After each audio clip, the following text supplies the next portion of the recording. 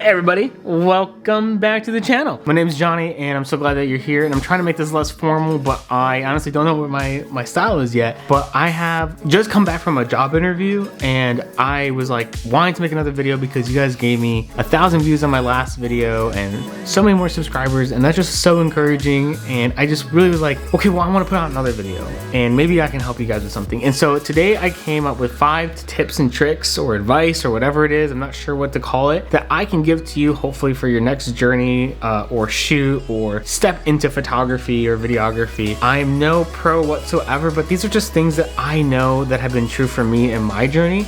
And so I got 5 tips and tricks for you guys. Let's start. Tip number 1 is getting good light. And honestly, it's sometimes really hard to find that good light in a home, especially if you don't have the lighting equipment or the funds or whatever it is. And that's totally fine because you don't need that. Just get window light.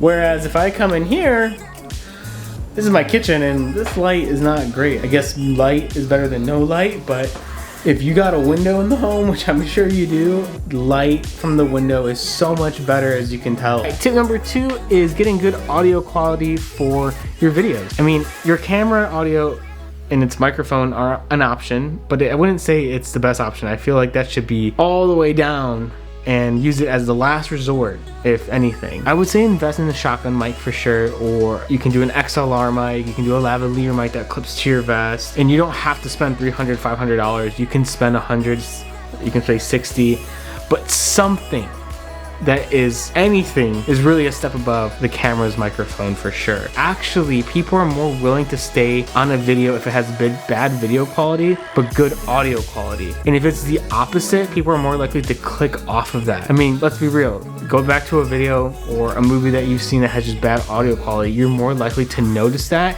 and be a distraction to your video. And that's kind of what we are trying to avoid.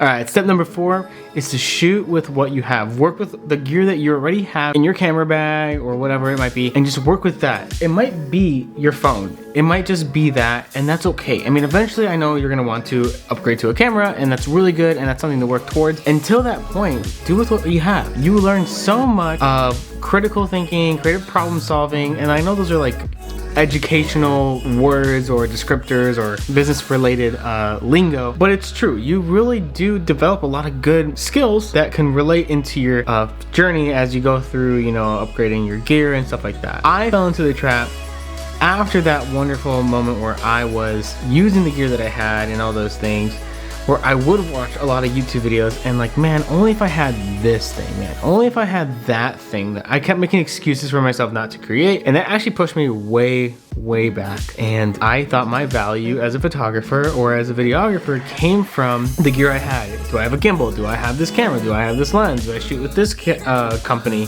Do I have these many things? Like, it doesn't matter. Or like the camera bag you have. Like, my goodness, I was like, if I don't have this camera bag, then I'm not like an actual photographer. Like, you kind of fit that meme of where are you the starter pack of like these things? And so don't become that. Instead, be curious and find inspiration in other photographers and their styles and try to mimic those.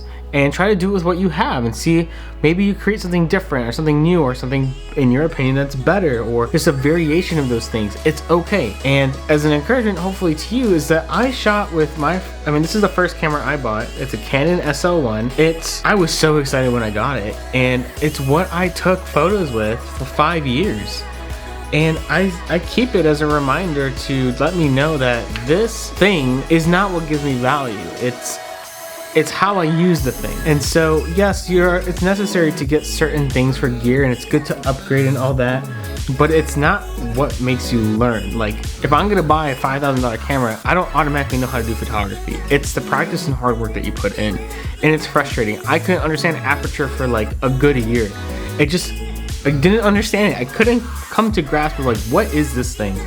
And so I just encourage you you know, within the step is to find your creative process through the things that you already have. Thank you for being here. Make sure you hit like and subscribe, and let me know what else you want to see. Any suggestions would be super great. Any tips or things like that. Can I do a video on this? I was hoping maybe to do a video on how to shoot B-roll or something with an iPhone. Is that something you're interested in? Let me know. And I hope you guys have a good one. I'll see you in the next video.